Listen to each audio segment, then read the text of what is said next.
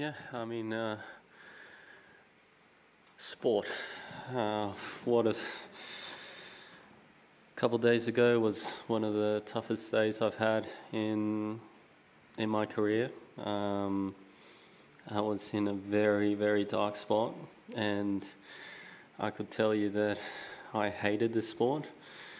And here we are, 2 days later, and I'm feeling great about myself. So it's incredible. But more than anything, regardless of the result today, I had made peace with myself, and that was a big moment. I knew the way I wanted to play, and I was going to commit to it from the first point to the last, and I was okay with the result not going my way. I had made peace with that, and I just wanted to play my way. So more than anything, it felt good to play on my terms. When did that making peace with yourself actually click in? Was it that night? Was it the next morning? Did you just have to be on your own completely? And even when you were in that quote-unquote dark place, did you reflect back on what you've actually achieved this year? I mean, you're second only at the moment now to Alcaraz for match wins and lead the tour with hard court wins and things like that. I mean, so just if you could reflect on, comment on all that. To be honest, I'm incredibly lucky with the support system that I have, the people I've got around me, every single one in my team, even, Katie, they were able to, they tried to talk some sense into me, and get me out of a very dark place. And sometimes when you're in that dark place, you make peace and you start to care less, right? And ultimately you can focus on other elements and not the results. And for the first time in a long time, I forgot about the what ifs, the results. What happens if I miss this shot? What happens if I lose this match? And I just committed to the way I wanted to play from the first point to the last. And a couple of days ago, I didn't, and that's what hurt so much. So today I knew that no matter what, I wanted to be proud of my decision making, my aggressive mindset, and I wanted to go out there and try to win the match.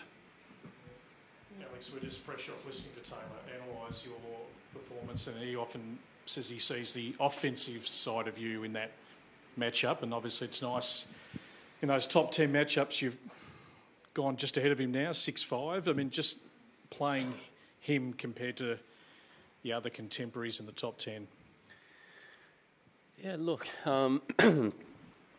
it's interesting because I felt like I made a lot of leeway in the top 10 category last year, and then I got injured, right? And the second part of the year, I played a lot of these top 10 guys. I came here to Turin, and I felt like I had gained a lot of momentum in these matchups, and I lost it all just because I couldn't really compete against them. So it was tough, and to be able to come out today, and again, like, it's my first top 10 win of the year, and it kills me to say, but I feel like I should have better results than that, right? They just haven't come. So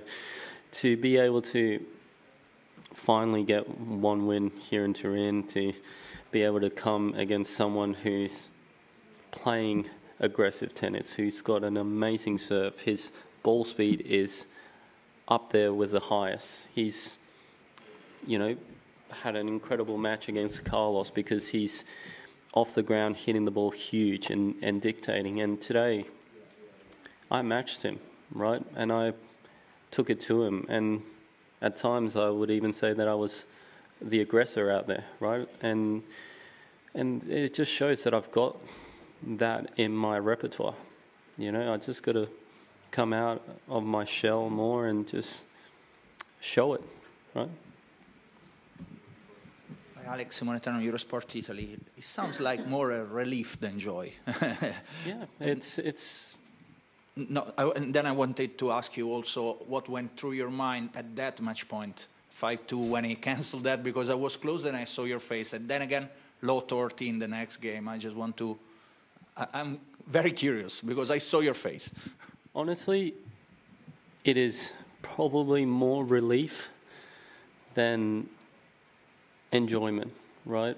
Because, as I said, it's not only just a match a couple days ago. It feels like there's been a lot of matches this year that just have slipped away from my hands. So it's relief after a long year to get over the line and get, you know, something go my way, right? And after that match point, I just started laughing with my team because I was like, I mean, there's something up there that's against me. I've got the evil eye of something that, you know, I'm just not allowed to win matches anymore, right?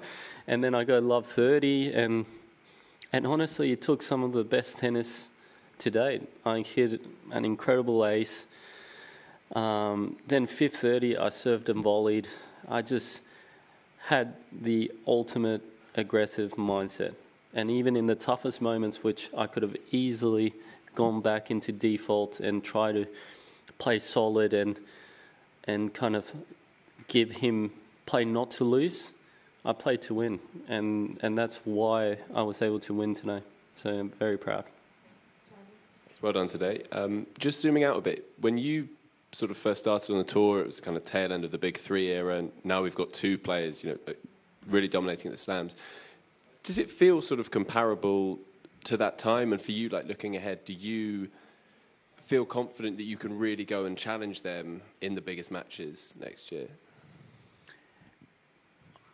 I feel like I've gained a lot of momentum recently in these types of matches, right? And I've gone from a stage where, hey, it's you go out there, you compete, but you're not really getting a lot of chances to it. I do feel like I'm getting my chances, right? Even here against Carlos in the first set, 5-3 up, 5-4, 2 serves. Like, I'm putting myself in pretty good positions. You know, Yannick, I played a good match against him in Beijing. In Vienna, he got the better of me as well. But I do feel like I'm heading in the right direction, right? And I'm gaining momentum.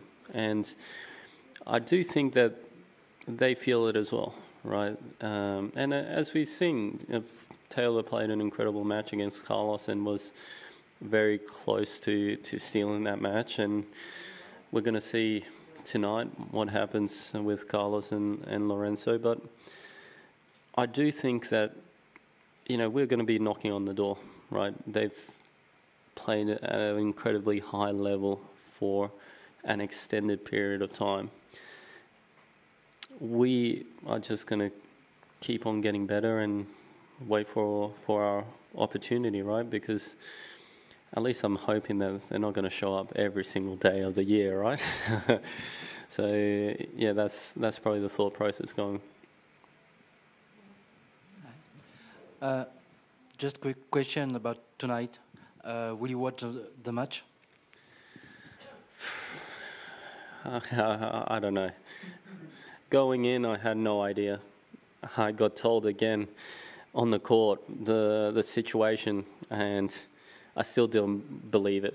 And till this point, I don't believe it that I've got, a genuine chance to get through. But as I said, I made peace with myself, and I'm proud of my efforts today. Whatever happens tonight will happen, and I would love nothing more, genuinely nothing more, to be able to switch off completely and not think about it for 1 second. Now, can I do that? I don't know.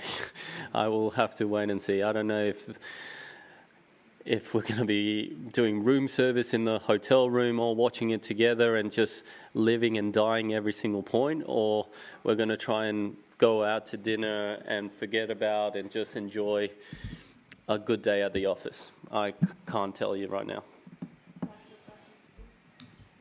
Don't switch off just yet. What if it happens and you do get in? What is something like that going to mean to you? Yeah, it would be a pretty good feeling.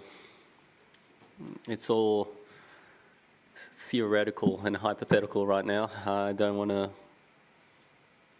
think too much into it until it actually does happen or it doesn't. But again, it would be nice to have another opportunity and play some more tennis here in Turin. As I said, I love Italy. I love playing here, and I just haven't been able to get a win until today. So now that I've gotten started, hopefully I can keep the momentum going.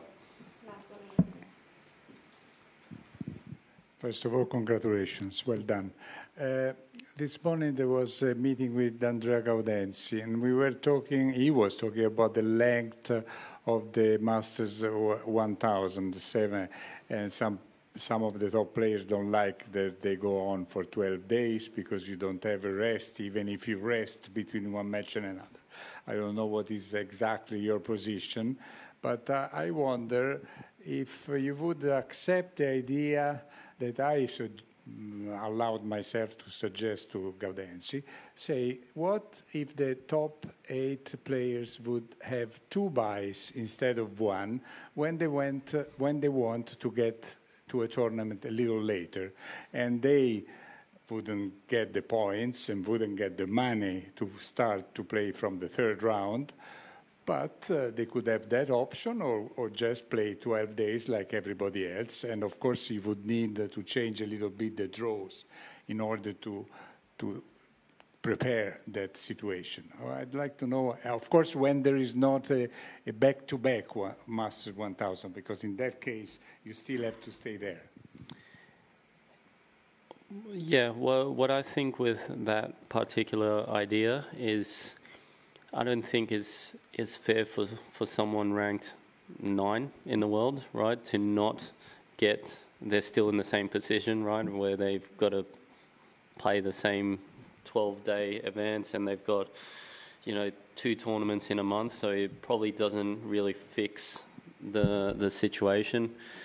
I do think it's something that needs to change, as we've heard many players talk about.